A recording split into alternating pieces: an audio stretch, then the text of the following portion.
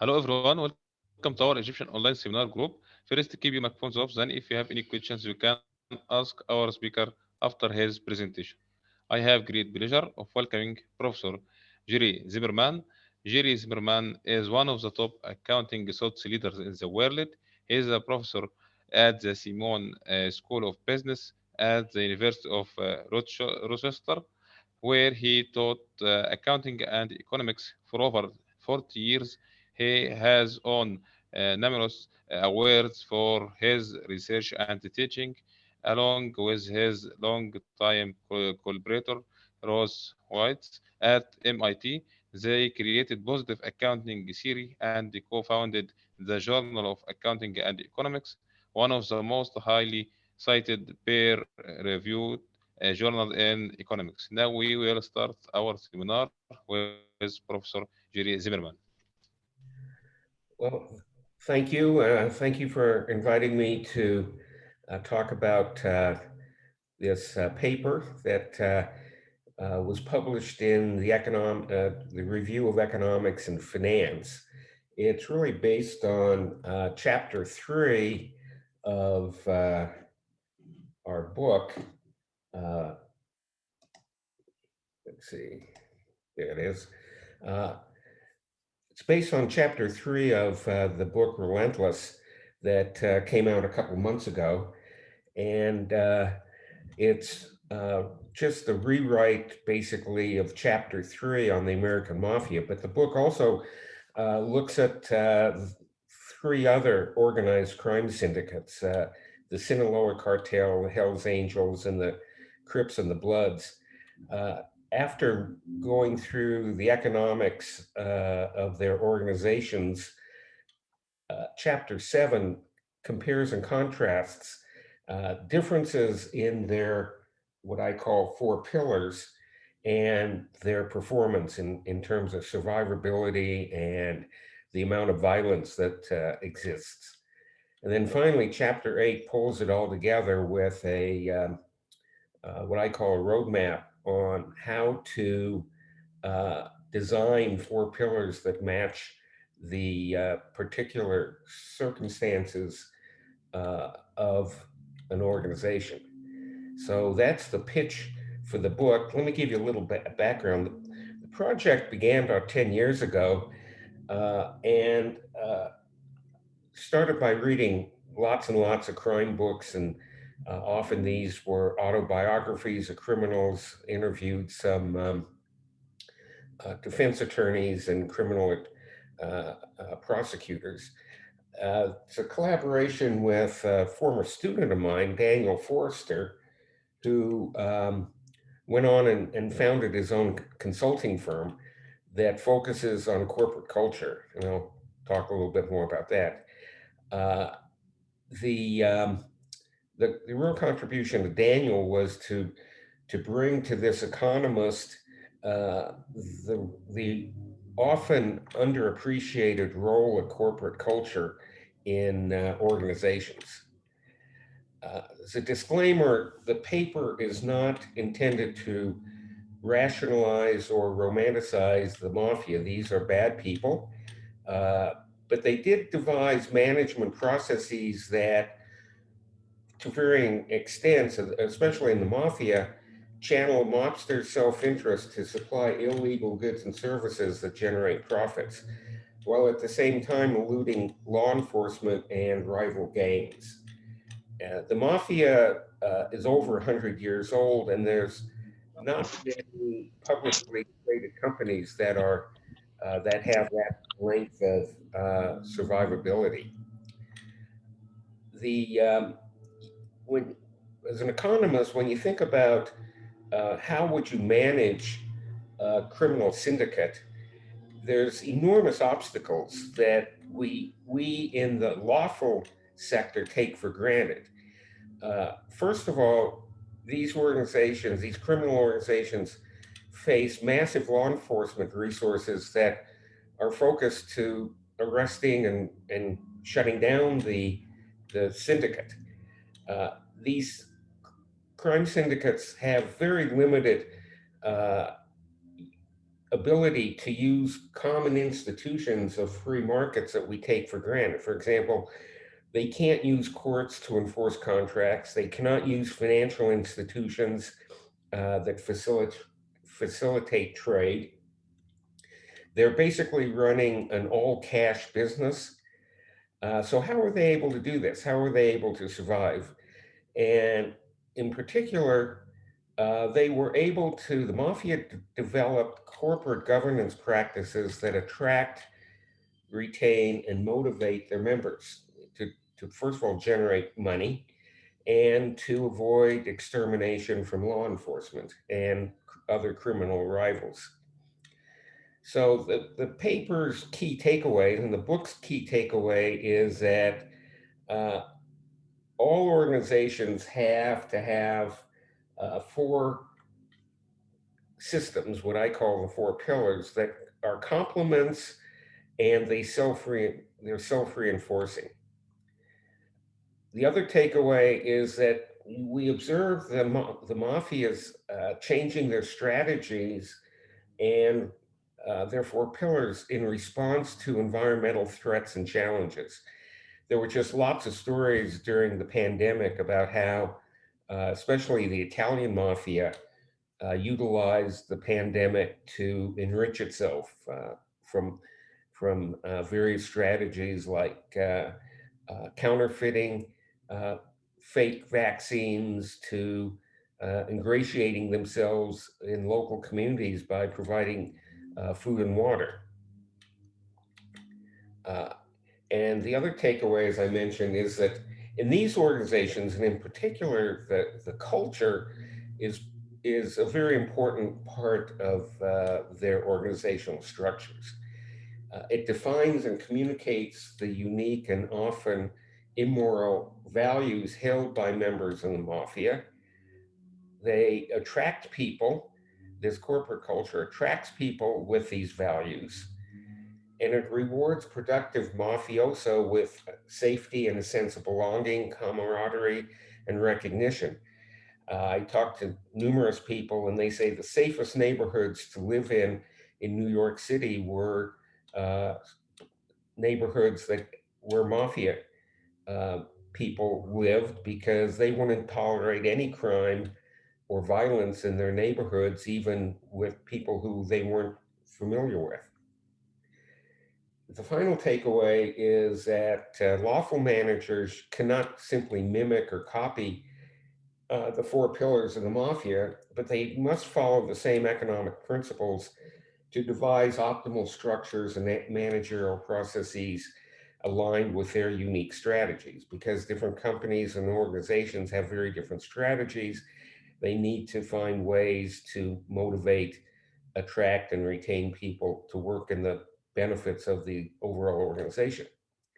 So the central economic problem that we talk about, we usually talk about it in couch and call it agency problems, but the general problem is how do you attract, retain, and motivate self-interested workers to execute the firm's strategy? Both lawful and unlawful firms have the same problem. So how do you align the strategy with employee incentives? And this is a struggle that virtually, if you talk to any CEO, uh, they will say this is at the top of their priority list. Or using the lingo, how do you mitigate agency costs?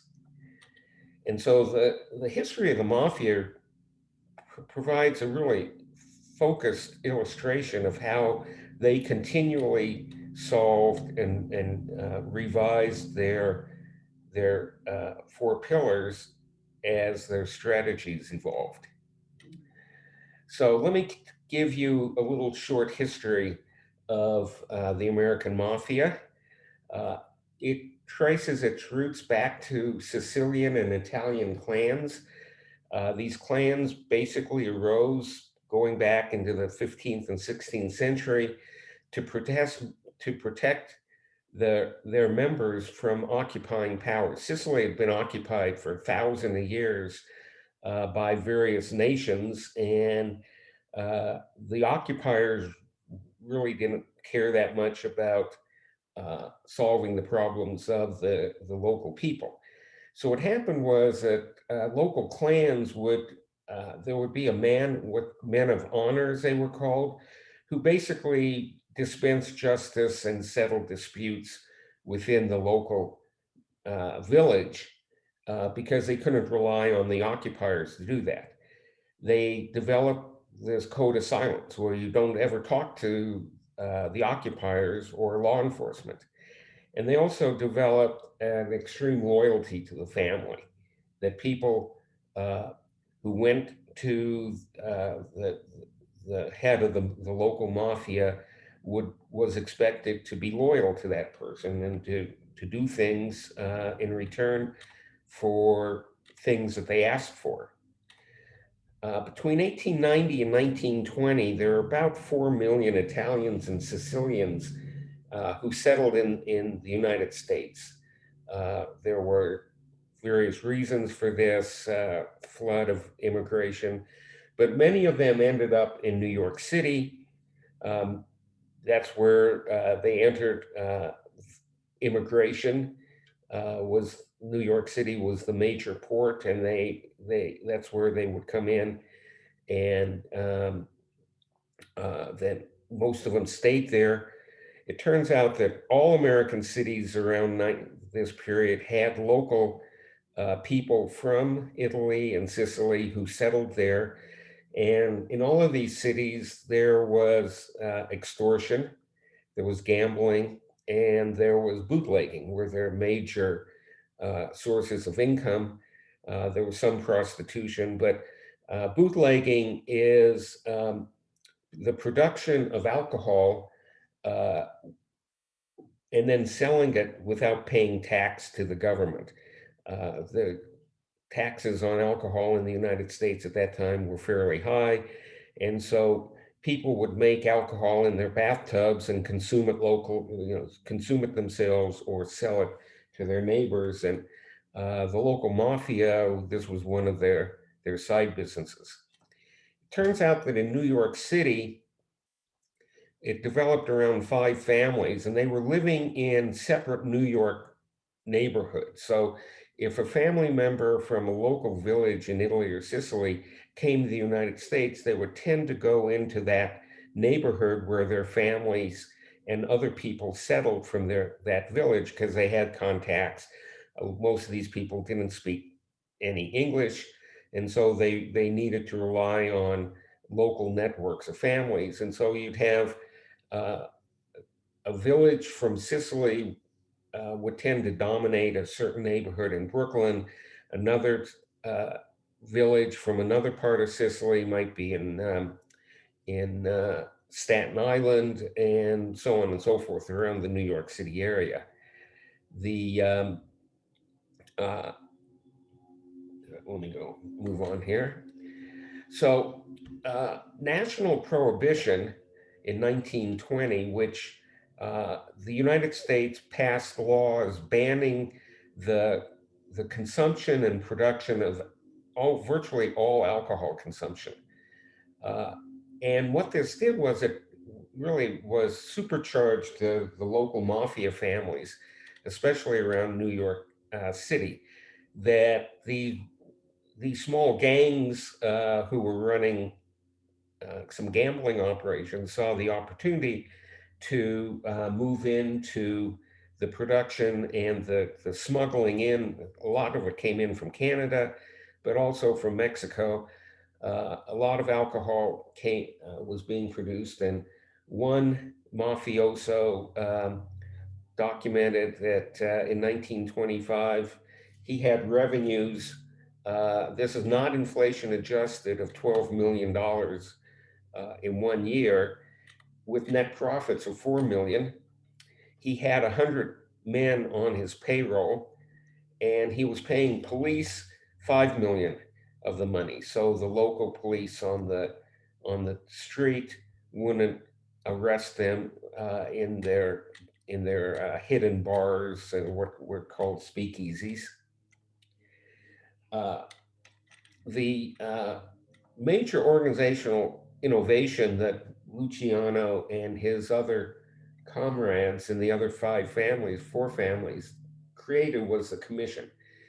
And this arose because there were lots of fighting between these local five families, each one wanting to dominate the other and become the boss of all bosses. And um, you may have heard of the St. Valentine Day Massacre in 1929, in which a dozen or so people were lined up and slaughtered. But there was a lot of fighting among the mafia, and they, the five bosses, including Luciano, of these five families sat down and they said, okay, we need to end this. It's bad for business. It's hard to sell alcohol when we're all sitting in our basements uh, trying not to get killed. And what they did was these five bosses sat down and they started to coordinate activities and adjudicate disputes among the families. They it now consists, or at one time it consisted of about 10 of the most powerful uh, mafia families in the US and Canada.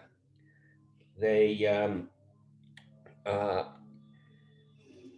delegated. What's interesting is you can think of this almost like a board of directors or as a Supreme Court, but each family was willing to assign decision making authority to the commission. For example, one of the rules of the commission was one family cannot kill another family's member without the approval of the commission.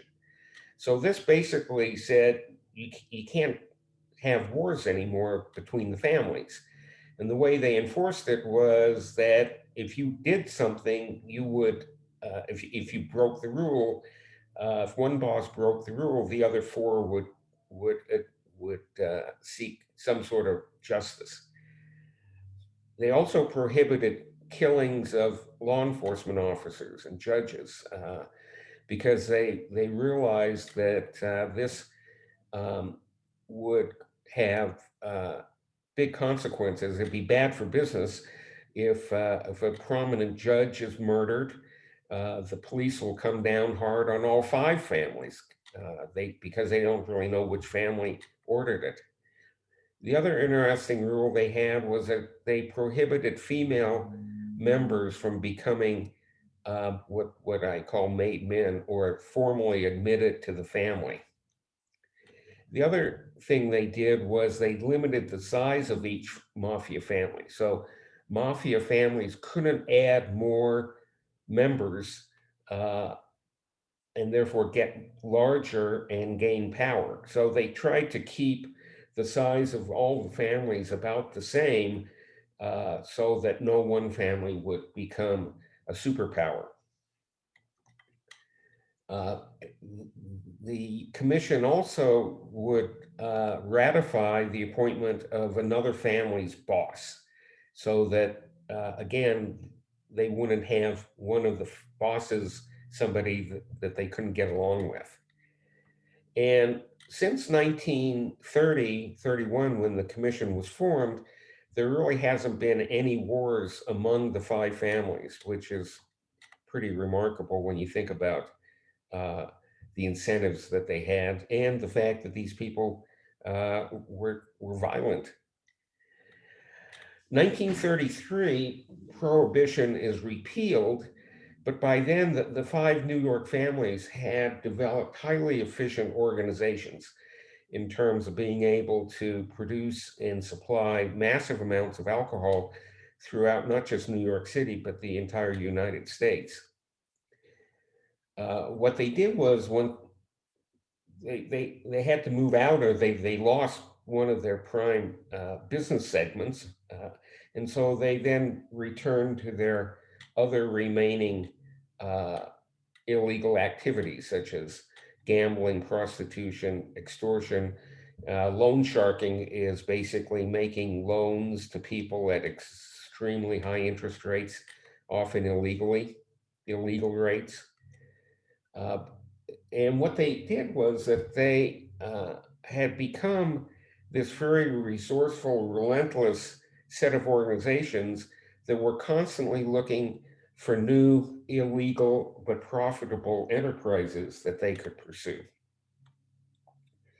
So uh, some of the new ventures that they got into involved, for example, in World War II, the United States started rationing basic goods like sugar, gas, tires. And in order to buy these, you had to have a coupon book or a ration book. And so the mafia immediately went into counterfeiting these. In 1950, they began corrupting local unions that they would then go gain control of the unions through violence, intimidation, and they would then start extorting businesses. In 1960, they moved or they used their core competencies in these unions to start enforcing bid rigging contracts. So, for example, all of the concrete contractors in the whole New York City area would put in bids, but they would rig the bid so that one company would be the low bid, but it was still way above what the competitive market price would be. And the mafia basically was able to enforce this cartel, unlike OPEC, where there's massive cheating among countries. In that cartel, the mafia was able to enforce it because if one concrete contractor violated the bid rigging, then there were going to be often uh, violent repercussions against them. The interesting thing is that the mafia typically, the family that was doing this, one of the five families, they were only charging 2% of the contract price. So if the concrete uh, should have cost, let's say, 10 million, the lowest bid came in at 15, then the mafia family would take 2% of the 15 million. So they weren't terribly greedy, and most of these contracts studies showed that concrete work and other trade union work in the New York City area was anywhere from 25 to 30 to 40% higher than other parts of the United States. Another scheme that they quickly uh, got involved in, another family, was that New York City started raising the taxes, and New York State started raising taxes on cigarettes to now, I think a pack of cigarettes in the United States, in New York City, costs $7, $8 a pack, and most of that was taxes. So what this family was doing was they were going down into southern states like North Carolina, South Carolina, maybe Virginia, where the local taxes were a lot lower. They were buying them there and then they were smuggling them into New York City, where they were basically selling them at below what the fully taxed price is. And between the mafia and the local store selling the cigarettes, they split the difference. And one study I saw, something like 70% of all cigarettes consumed in New York City were illegal. That is, they were being smuggled in by this mafia family. So that's just a few examples of how the mafia was just very resourceful and relentless in terms of seizing new opportunities for making money. The book and the paper contain a lot of other examples.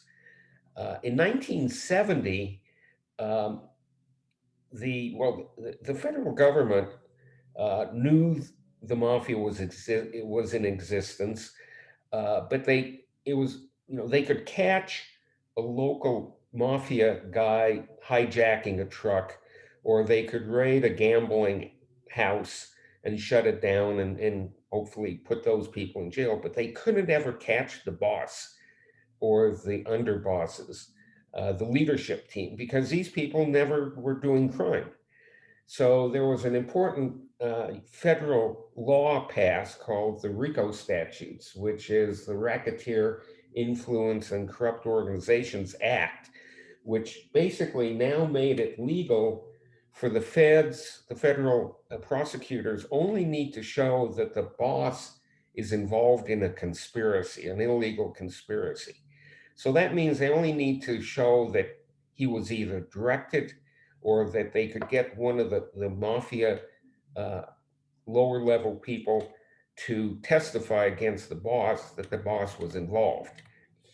Rudy Giuliani, who has gained a lot of notoriety over the last 4 or 5 years, was a young district attorney in New York City who made his name in convicting dozens of New York City mafiosos, including the bosses of all of the families went to jail, and they went to jail for between 20 and 40 years without parole. Uh, this These long sentences created incentives for indicted people who were arrested to cooperate with the government and give evidence in court. And so these trials in New York City significantly weakened the mafia, but it didn't put them out of business. That's the amazing thing. When you think about what would happen to a corporation if you took the entire leadership team of the CEO, CFO, all of the senior vice presidents, and many of the division managers, put them in jail, what would happen to that organization? It's a thought experiment, but it would seem to me that a lot of them would not survive. But the mafia today, there's still several thousand of them around New York City and the East Coast. They're still doing their usual illegal things. They've moved into illegal prescriptions. They're getting into uh, gambling, online gambling. They still control the New York and New Jersey port docks through the longshoremen's union. I interviewed a U.S. Attorney, district attorney in New Jersey. That's all he's done all of his life is trying to put these people in jail. Puts them in jail for 20 years. They come back out and they go back working on the union. And every ship that comes into the New York City area has to be unloaded by a union member, what they're called longshoremen, and they're paid incredibly high because the port authority just passes the costs on to the shippers, and so a starting job on the dock for a high school graduate who just came out of high school is about $75,000. And that just goes to show you the power of this particular union or mafia that still exists. The other thing that happened to the mafia is that um, when they first came over to the US back in the 20s and 30s and 40s, there was a lot of discrimination against, well, first Irish and then the mafia, or Italians and Sicilians. And so a lot of lawful professions were not open to them. There was, even when they learned to speak English, very few of them could get into a college or university. It was very difficult for them to overcome the discrimination in medical schools and law schools. And so the mafia was a primary occupation for a lot of these people. So there's now a smaller supply of new recruits.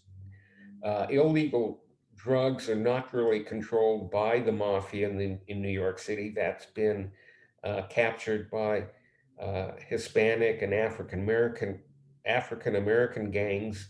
The mafia, these kids who are going in there, really don't want to get into gunfights with these other gangs. So they've shied away from illegal drugs.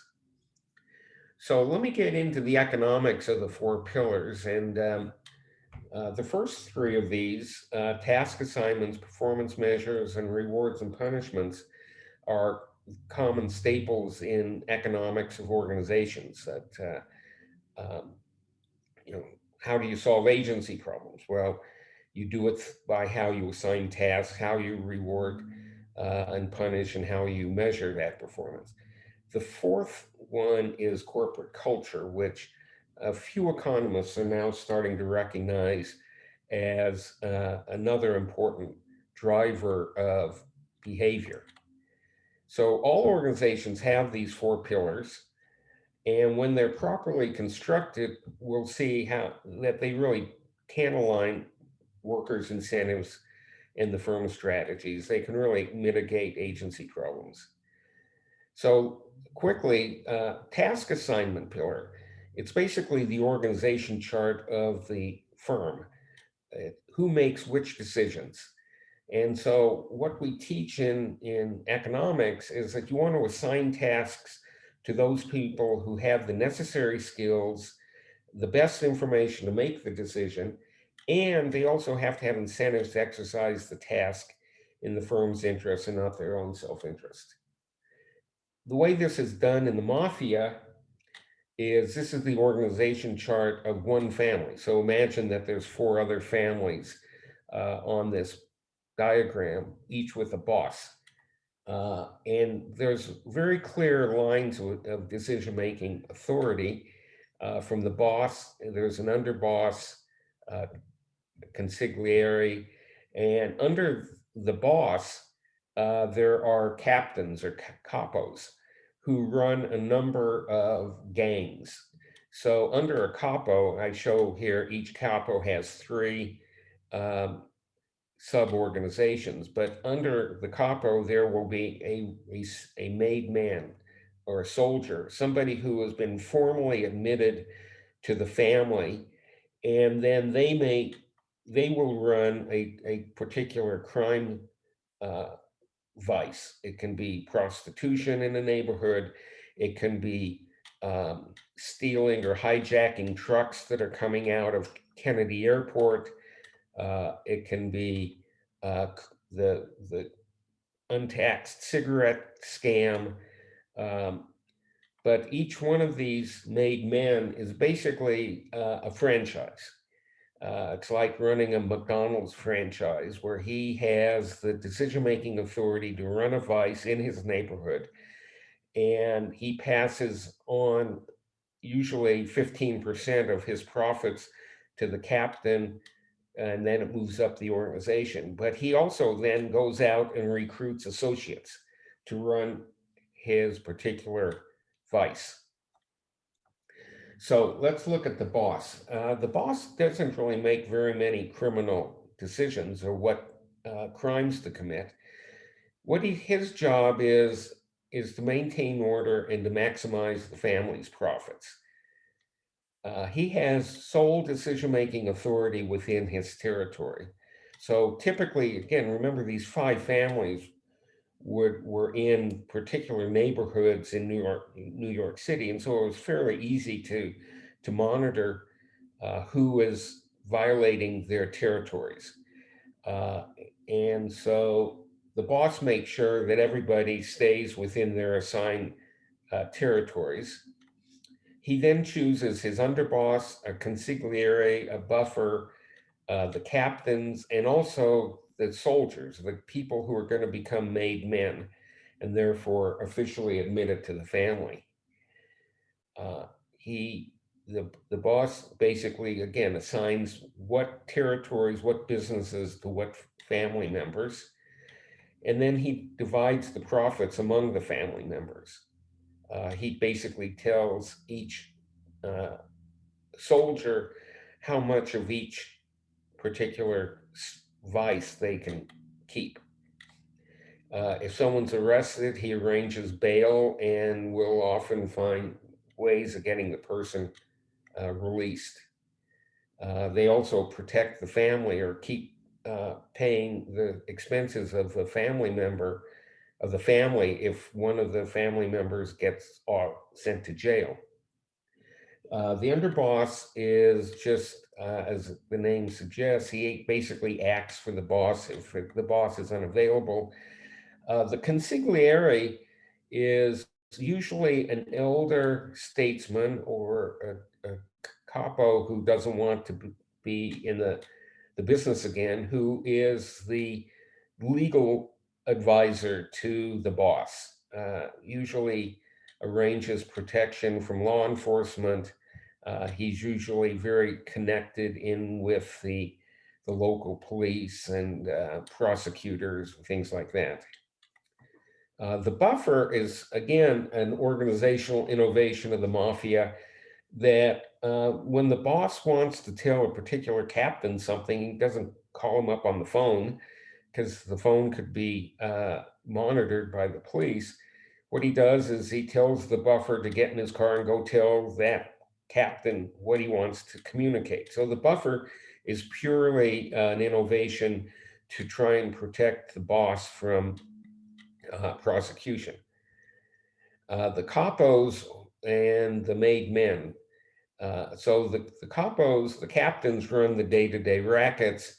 They can have anywhere between 5 and 6 made men or soldiers under each one of them. The soldiers are then form these high-powered crime teams that are very entrepreneurial and semi-independent units that they will specialize in a particular type of vice, and they usually have a lot of discretion to alter their day-to-day operations. The task assignments, again, the commission assigns the territories, adjudicates disputes. The boss retains high-level decision-making and appoints these other people, and then the capos make all of the day-to-day decisions. And again, uh, the economic principle is you want to give decision-making authority to people who have the best knowledge. Well, the made men and their crews have the best knowledge of the vice in the territory.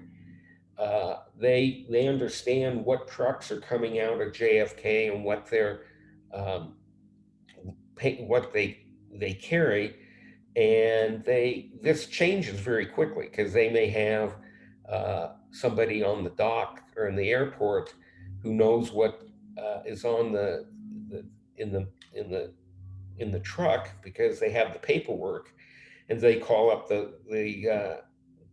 made man and say, "Hey, a load of fur coats are coming off the dock, and it's on this particular truck." And this changes very quickly, and so this uh, organization basically co-locates the decision-making authority with the knowledge. And it turns out that it's a very decentralized structure, that not a lot of decisions are day-to-day decisions don't have to work their way up the chain and back down. So the measure of performance in these businesses are fairly simple. It's basically how much cash you generate and how loyal are you to the family. If the boss calls you up and asks you to do something, then you do it. There's no questions asked. Uh, if you're a hitman or uh, if there are people who would specialize in dispensing violence, so if the family has made a loan to some local businessman who can't go to the bank because he doesn't have any credit, um, and this local businessman doesn't pay up, well, you send one of your hitmen over and you have a little talk with the person that may end up with eventually with a beating. And but anyway, there were people that specialized in dispensing violence. The rewards and punishments, they kept about 70 to 85% of their profits. So they had a strong financial incentive to generate cash and to do these crimes. The hitmen were paid on uh, usually a piece rate. The promotions was another important part of their reward and punishments. The Those associates who were working for a made man really wanted to become a made man because then they could run their own crews and make more money. And made men would be promoted to running larger crews or eventually to capo or to to the boss. And again, violence was used as a punishment, but not nearly as much as you would think, especially as depicted in movies. The vast majority of the mafia families were done in good faith. Violence was fairly infrequent. It was really fear of violence that was the main deterrent. And the fourth pillar is culture. And there's really two pieces to a corporate culture. There's a shared set of values, which are really unobservable. You can survey them, but they don't stand out. And then there's norms and behaviors. And people in culture talk about these two pieces. The shared values of the mafia was primarily loyalty to the family. You wanted to get the reputation of being a stand up guy, somebody who would stand up for the family, that if you were caught committing a crime, you would not snitch on or, or give evidence against another family member, that you would go to jail and you would serve your time, and the family would continue to support your family financially. Uh, they were very resourceful, entrepreneurial. They were constantly looking for new rackets, new ways to make money. And of course, they were immoral. That they knew the difference between right and wrong, but they really didn't care because they knew what they were doing was for the best of the family. Now, the cultural norms, these are observable characteristics. Well, one key norm was this code of silence. Uh, the other was this formal initiation ritual to become a made man, which has been depicted in numerous movies, uh, mafia movies, where the uh, the new member uh, sits with the boss and the captain, and usually the consigliere, and he swears an oath to the family, and there's usually pricking or cutting of a finger to for blood, and then it's a blood oath. They take this very seriously. Uh, there were sit downs to resolve disputes. This was a cultural norm that if you had a dispute, if you were a made man and you had a dispute with another made man in the same family, that you would have to sit down to resolve the dispute. You would first of all sit down with that person and try and work it out. If you can't, it goes to the captain or sometimes to the boss. Another interesting cultural norm is that all of these people had nicknames like Scarface or uh, Tony the Ice Pick. Uh, and the reason for this was it would hide the mobster's real name from police surveillance. So if you happen to be on a phone call that is taped, recorded, the only thing the police would know would be Scarface or Tony the Ice Pick, and they really didn't know who these people real names were. And the other reason they did this was because these were all primarily Italian and Sicilian. There were a lot of common last names, and they didn't want to get people confused. Uh, Joe Smith versus the other Joe Smith. So they had unique names that would clearly be understood because, again, they had to avoid any sort of written records. They certainly couldn't send each other emails or text messages because those were too easily intercepted. Another cultural norm was hanging out with your crew. There was an FBI undercover agent who infiltrated one of the gangs. And in his book, Donnie Briscoe, he says when they got up, they went to the club and spent your day with those guys, figuring out what you're going to do that night, what scores you're going to go out on.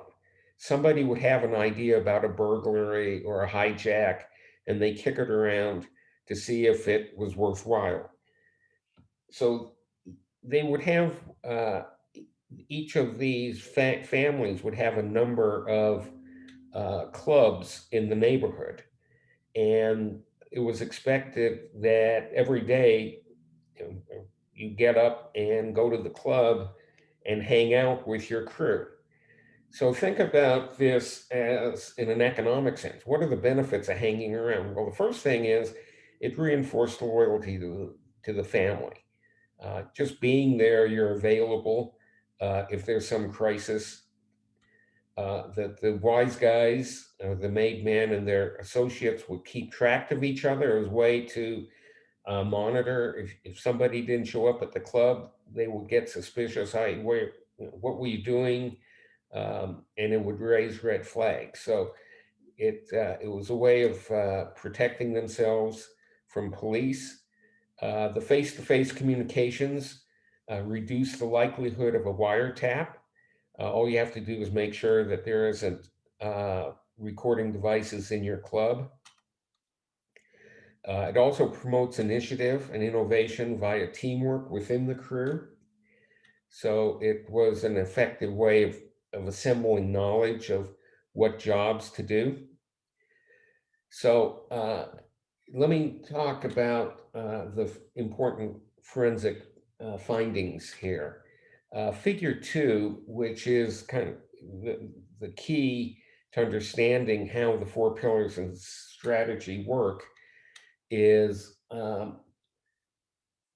think about the environment. There's external factors affecting the mafia strategy. Uh, we saw the classic case of this with the pandemic, that the pandemic was this external environmental uh, shock that affected virtually every company's strategy and eventually their 4 pillars. So the pandemic made certain kinds of things companies do different. Uh, we saw that the immediate thing was that people started remote working. That changed the way decision rights got assigned.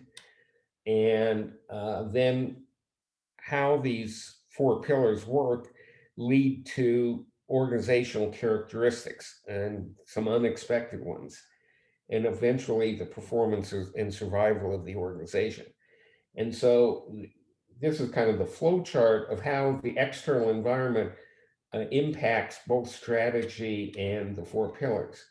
But there's also important feedback loops that if performance is changes or is unexpectedly good or bad, it then has feedback effects that causes organizations and the mafia to change their strategy and or their 4 pillars.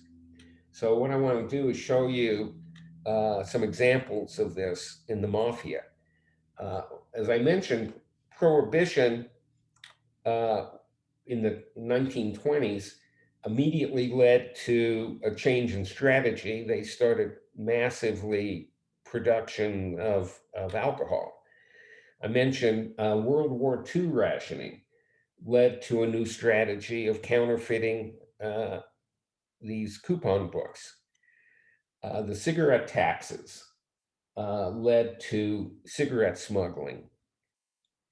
When gambling was legalized in Nevada in the 1950s, uh, all of the families ran out and opened casinos in Las Vegas. And what they were doing was that they were skimming profits from these casinos. So the Nevada law said that each casino had to pay a certain fraction of its gambling winnings to the state. And so what they would do is each night they would take all of the cash, because back in the 50s, everything was cash gambling or checks, take them into a counting room, count the profits, and then pay a percentage of that to the state. And there was always a state regulator in there observing, but they were easily corrupted.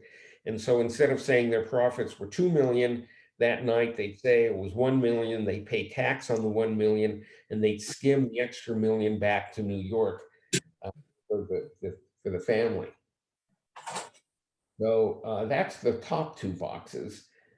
We see that how the mafia strategy changed. It created.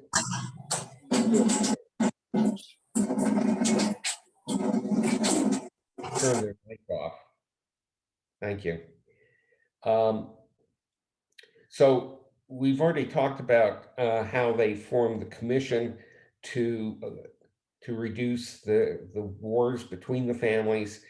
They had these very simple performance measures that gave them incentives to find these new strategies, and they also had the reward and punishment and culture pillars that tied in to create the strong incentives.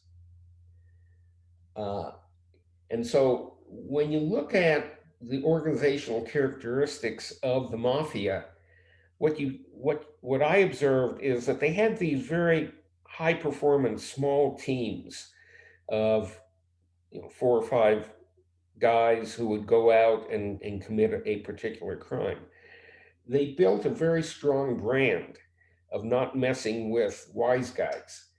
I mentioned earlier that there were neighborhoods in New York City where people would leave their doors unlocked and their garage doors up because there was reputation. It was known in the neighborhood, don't mess with anyone on this block or else you're going to have to deal with the local mafia guy. It built an enduring culture, one that has spawned numerous TV shows, starting with The Godfather, The Sopranos, and many others. So when you say in the United States the word mafia, it immediately evokes a brand that is probably as powerful as Coca-Cola or Porsche or any other company with a very strong brand. They were high-powered teams that were always on the prowl for new rackets. And the interesting thing is that they had a culture and incentive schemes that really took the long view, and it shunned short-termism. They didn't have quarterly reports. Um, they they had these incentives and rules that say, look, if you're convicted of a crime, you go to jail, which is ultimately a long view, as opposed to you don't want to kill the witnesses or the police because that may have short-run benefits, but it's going to have very adverse long-run consequences. And so finally, it's these unexpected characteristics that explain why they still exist today in various parts of New York and up and down the East Coast.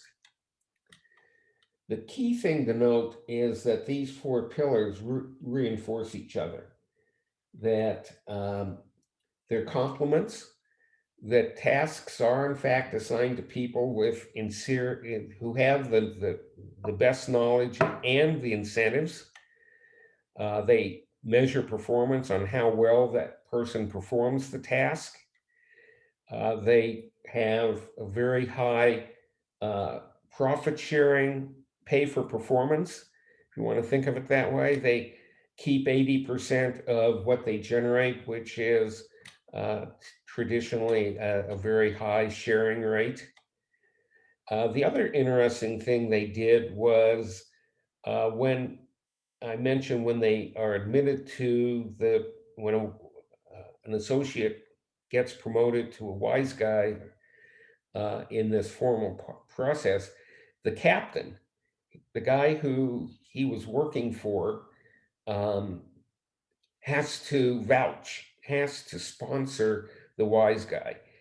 And that captain remains responsible for that wise guy forever, as long as the captain is alive. And so, if a wise man uh, cooperates with law enforcement, then it was typically the case that the captain would get killed because one of his sponsorees, violated the cardinal rule of and broke the code of silence. And so this was a very powerful mechanism for keeping people in line, that the captain would really keep close tabs on everyone he sponsored to make sure they weren't cooperating with the police. So I mentioned that the four pillars took the long view. The other thing is that most of these associates, it could take anywhere from 10 to 20 years before they became a made man. They would usually start uh, as a teenager, maybe 15, 17, 18. Uh, they would assume more and more responsibility, but they typically wouldn't be admitted to the family until they were maybe in their late 30s. So they had very long apprenticeships, which allowed them to really only take in people they had thoroughly vetted. Again, they had these rules about not killing judges. There were strong rewards for loyalty and respect, namely, people would walk around their neighborhoods where their neighbors knew they were made men and they were looked up to. A lot of the business, a lot of the crime they were doing was victimless crime, stealing uh, fur coats out of JFK or off the docks was not really, didn't really harm anybody in the local Italian community. And so, as I mentioned, the mafia still is successful in some sense, where success I define as it's still in business, albeit a reduced business. Uh, as one example, there was a big arrest in 2017 where 22 mafia members were arrested. You can always find newspaper stories, especially in New York, of local mafia guys getting arrested. They're still doing wire fraud, gambling. They do some narcotics, although the narcotics are usually prescription drugs. They'll occasionally do a murder if somebody wants their spouse killed. You can always find a mafia guy to do that. And the U.S. District Attorney in New York says, as today's charges demonstrate, La Cosa Nostra, which is the mafia, remains alive and active in New York. So let me kind of wrap up here so we can have time for questions. Uh, Again, all businesses have to have these four pillars to solve the agency problem. And the mafia is a classic example of how they evolved their four pillars. They are a very decentralized organization. And when you look at the other three crime syndicates I look at in the book, you observe a similar decentralization. Uh, the mafia remains probably the most efficient in terms of their ability to generate cash and reduce violence. Uh, they they all have to buy protection from law enforcement. Even today, They try and bribe appropriate people. And again, the lessons here is that while lawful leaders can't copy the mafia's four pillars, because they both differ in very significant ways, they have different strategies. The mafia can use more violence. They don't have access to the courts. Uh, but each organization has to have these four pillars that are uniquely adapted to their situation. And as their situations change, then they have to develop and modify their four pillars. Okay, so with that, let me end the formal part and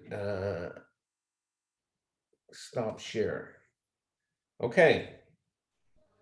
Thank you very much, dear Professor Jerry, for this an excellent presentation. Thank you very much for your effort and your contributions.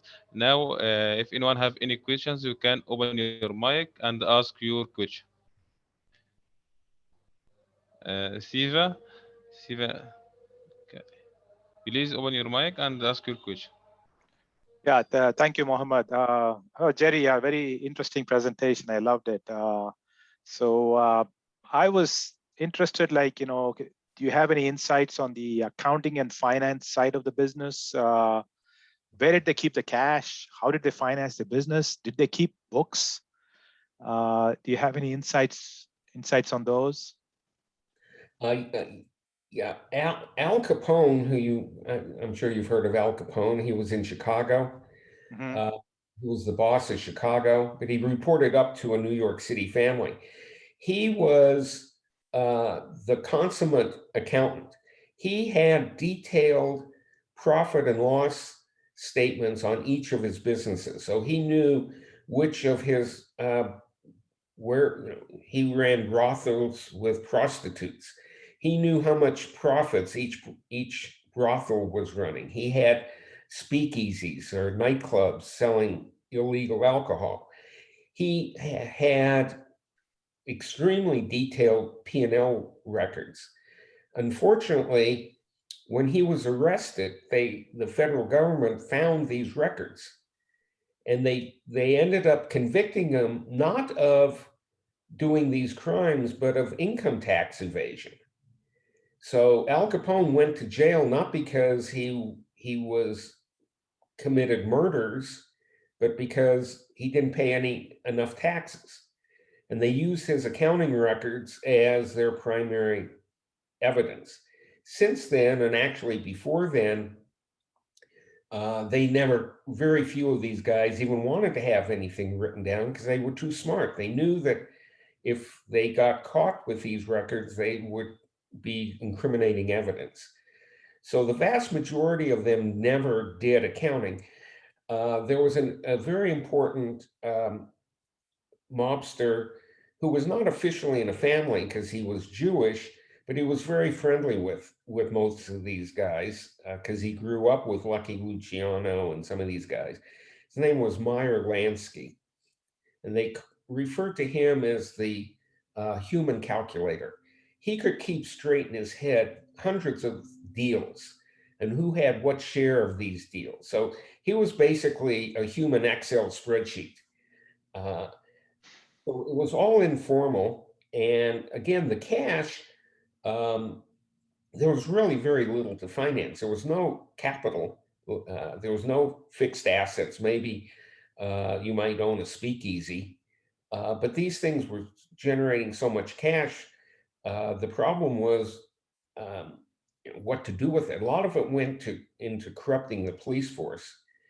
Uh, but there was a lot of cash that was spent on providing for the families of men who were in jail, and so on and so forth. But we really don't know that much about their accounting procedures and their finance procedures because very little of it ever got recorded. Thank you.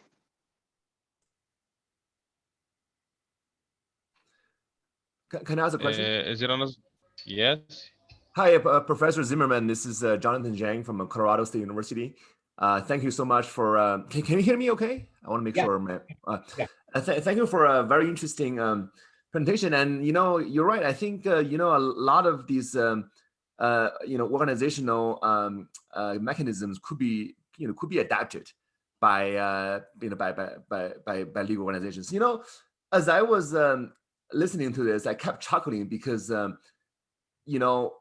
I see some parallelism between the mob and research universities, especially for tenure track and tenure professors. For example, when you say they get to keep the the capos, the soldiers are entrepreneurial, independent. That's like us, right? And then we have to hustle and find new topics to write about. We deal with the publication process. We're semi-independent. The dean is more or less kind of hands off for the most part, and we get to keep the profit, right? We get to keep the publication with us. We get to take it. So I wonder, any kind of advice that you can offer for universities, or I guess business school administrations, on how to improve the current culture or climate or mechanisms? You're a veteran in this space, so I'm curious about your opinions for our field. Well, I was in the dean's office I was associate dean for the faculty for not too many years. And so, I thought a lot about that. And, it turns out that the culture is a very important part of higher education and business schools. And you just think about the cooperation that we give each other in terms of we attend each other's seminars, we give detailed comments, and it's all in some sense a quid pro quo that if I attend your seminar and I read your paper and give you comments, then you're going to do the same for me. And so I think one of the important things that dean's offices should think about are how do I increase cooperation among the faculty? And a long time ago when I was recruiting, I was at a premier business school at the time, and I asked a faculty member I was interviewing with, how does the school reward joint publication? And he said, well, they count it, if it's two people on the paper, they count each one only gets a third of the credit.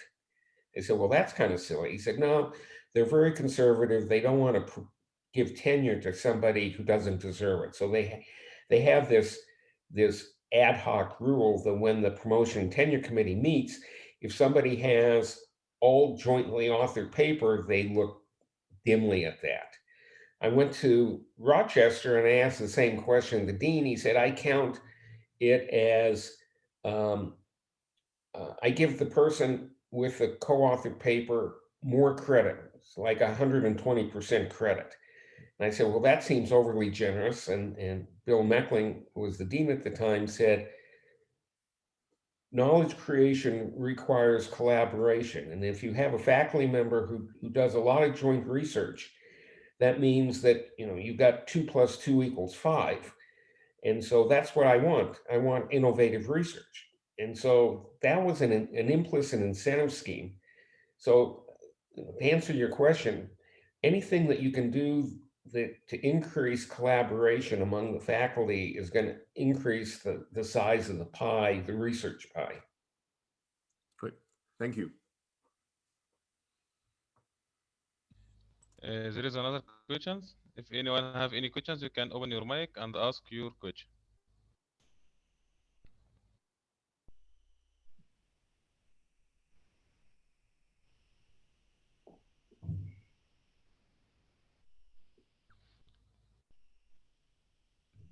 Are there another question?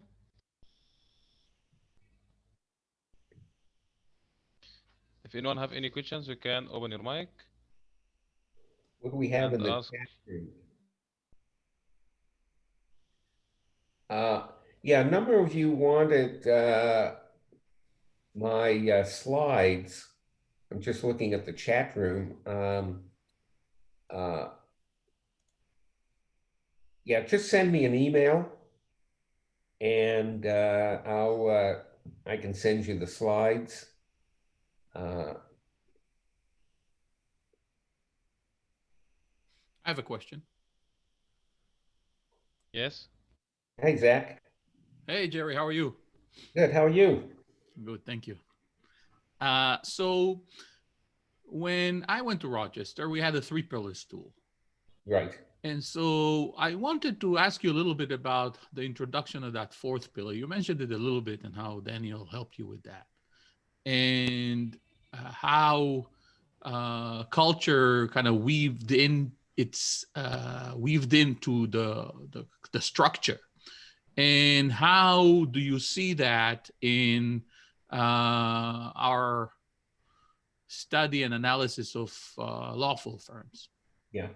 Well, the Zingales and some other economists have actually started looking at the role of culture. We have some of these studies that show that female CEOs are less likely to do corruption or fraud. There's a study that I cite of they looked at CEOs who were formerly military officers, and they would go through an elite academy like West Point uh, or the Air Force Academy, and these military academies really only let in people who are of high honor and patriots, and they have these very strong codes of conduct that if you know of someone cheating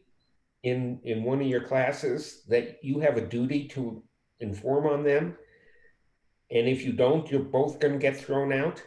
And so the military has this very strong culture of weeding out people who are more willing to do bad things, and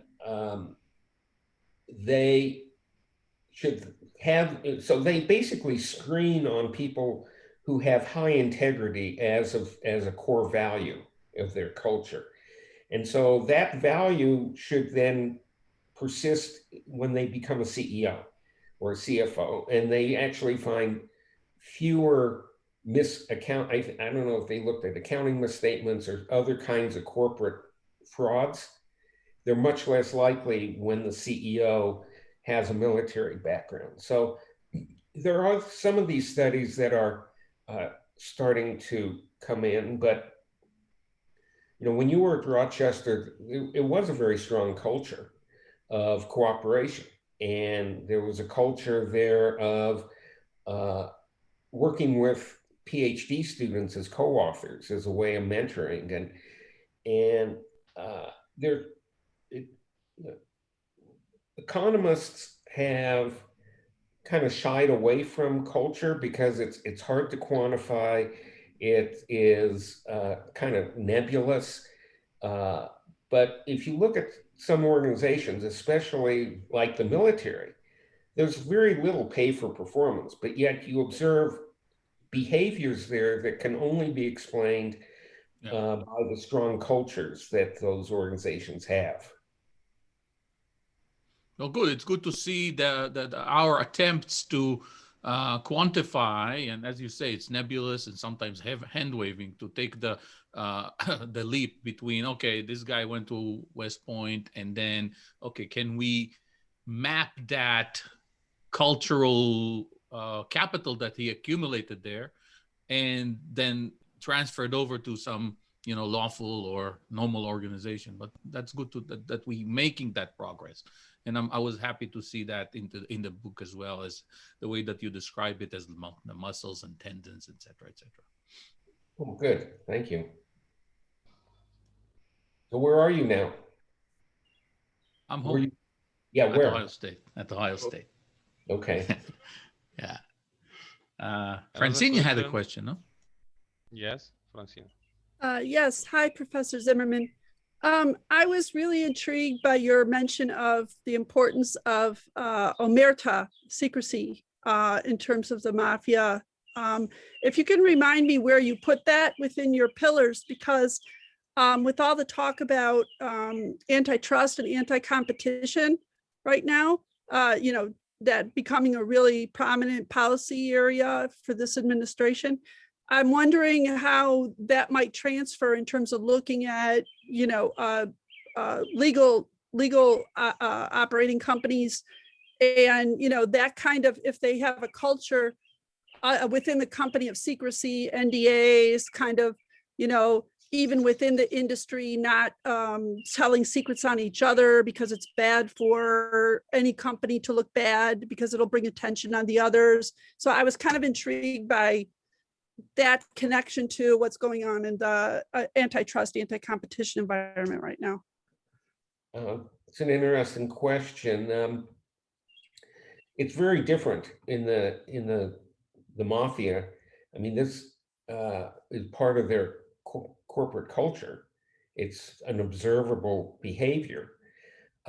It can't be used in a lawful firm because it's illegal not to cooperate with law enforcement when they come to you. And so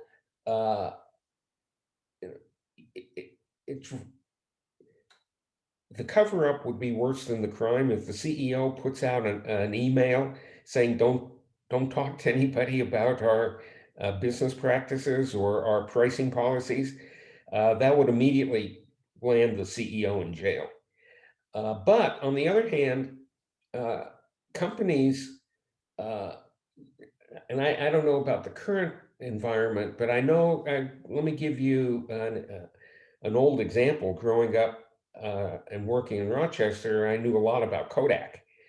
And back in the 50s, the Justice Department had two bullseyes or three big bullseyes that they were working on antitrust. They wanted to break up AT&T, which they did. They wanted to break up General Motors, which they did not do. And they wanted to break up Kodak because Kodak had something like 85% of the world market in film. And so Kodak had specifically designed its organizational structure and its accounting systems not to show profits by product line. They didn't know what it was costing them to make a roll of film of a particular type, because not that information wouldn't be useful. It would have been more useful if it fell into the hands of the Justice Department or the Federal Trade Commission, because they could then go into court and they could say, here's a box of film that you paid $3 for, and it only cost Kodak 22 cents. That would be absolute damaging evidence.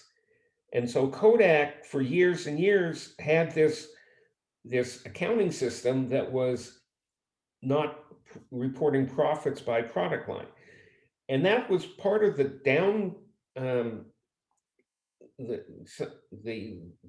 the problems that led Kodak in later years, because in the mid-'80s, they ended up changing their organizational structure from being functionally organized. They were organized into marketing, manufacturing, R&D, distribution, to a product line organization where they then had a manager in charge of consumer films, and they had another one in charge of motion picture films, and so on and so forth. They broke themselves out into 14 product lines. And they could never change the accounting system. It was too costly to change the accounting system to report products by product line. And so this was a case where their four pillars got misaligned, that they gave people task assignments to run a business, but they couldn't measure the performance. And so they ended up spending enormous amounts of time fighting over, well, how do I allocate these costs, these overhead costs? Because all of the motion picture film was being produced in the same plant as the consumer films. and their accounting systems just, it was going to cost them $1 billion to update and revise these old legacy computer systems. So that's not quite an answer to what you want, but it's an answer.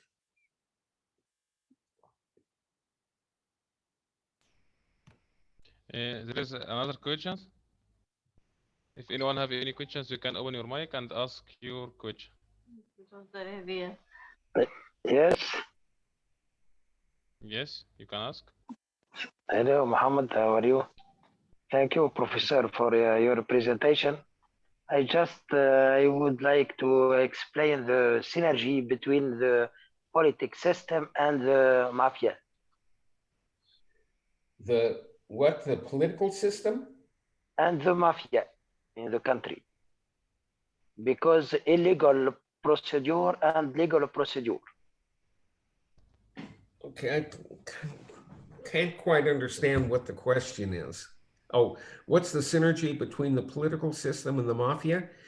Well, yes, the politics system help mafia or handicap for mafia. Well, you know, because some politics system encouraged by mafia.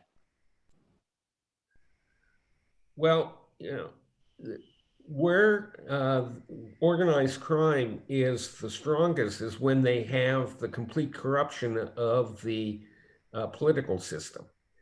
You know, the mafia was very successful in New York, you know, in the 20s through the 60s or even into the 1970s, because they were bribing all the local police.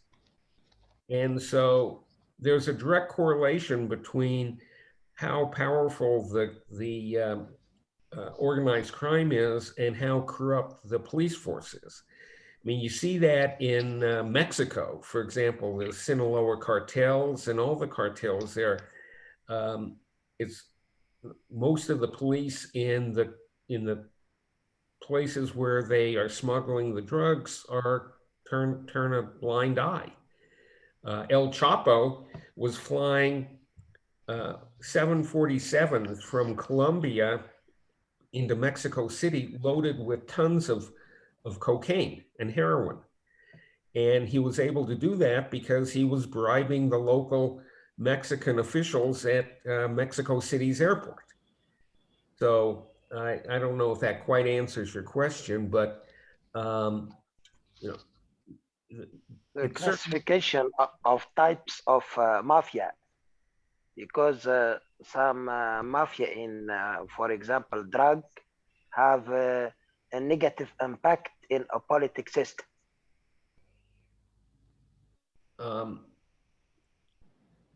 Well, I guess I don't have a good answer for that.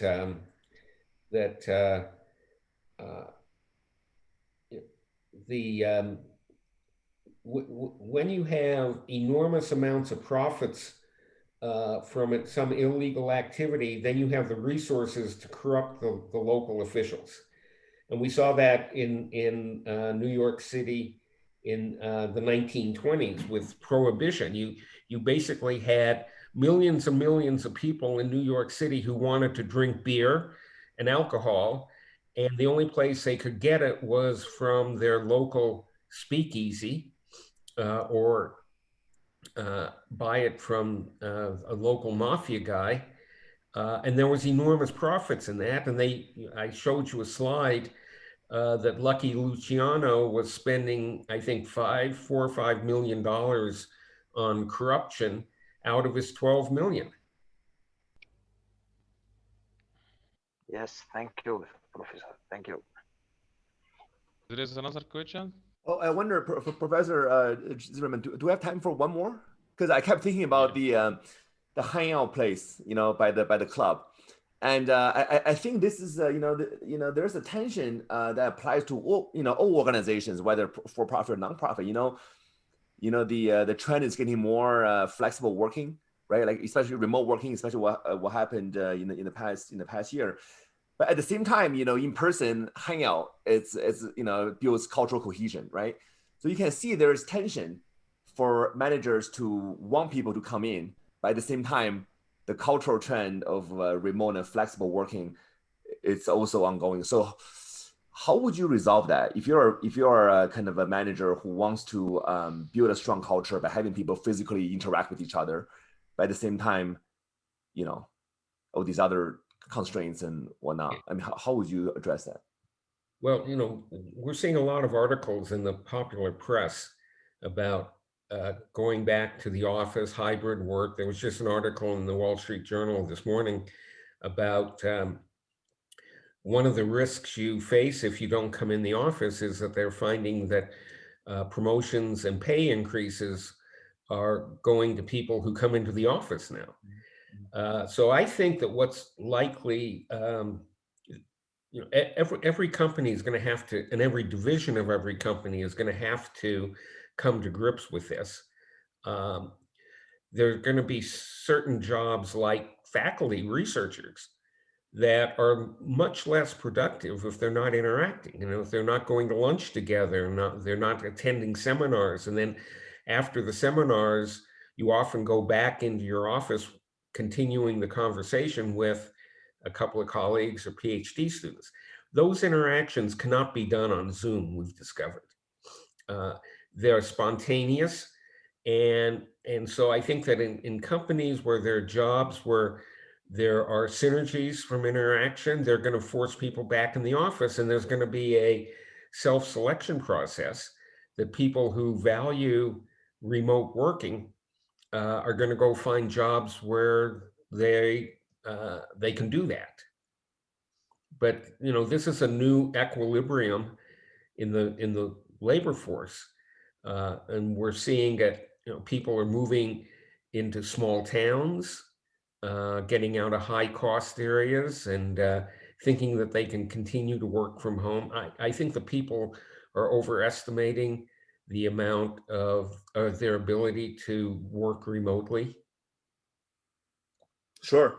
And I just want to offer a bit of my research. So, you know, I'm on the marketing faculty, so I work in quite a bit in the retail space, omni-channel retail.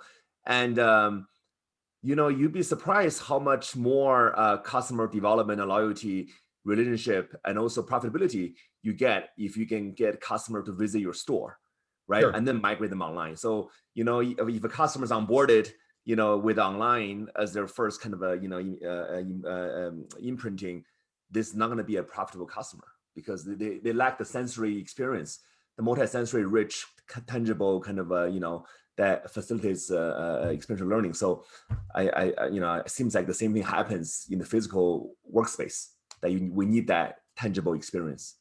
Oh yeah. Well, you know, even in teaching, I mean, people have commented, and I've seen studies where faculty members say they're much less effective teachers on Zoom than in the classroom because students can be less engaged. And also it's hard to read the body language of the whole class. So when you're giving a lecture and you can almost tell if a point isn't coming across just as people have just the expression in their faces. And so, you know, that's certainly a case, and we're seeing that virtually all universities in the United States are coming back on live person. Peter Easton just said that they're back at Notre Dame full time. So I guess it's going to be a wide spectrum. There's certainly some jobs that will never go back to the office. Sure. Great. Thank you so much. Yeah. Thank you very much, dear Professor Jerry Zimmerman, for your contribution and your effort. It's really an excellent presentation. Thank you very much. And it's all that remains for me to say is thank you everyone that joined us. And I thank you very much for taking the time out to present to us today, dear Professor Jerry Zimmerman. It's been really appreciated. Thank you very much. Thank you. Thank you all for the questions. Bye. Thank you very much. And I hope to see you soon in Egypt, dear Prof.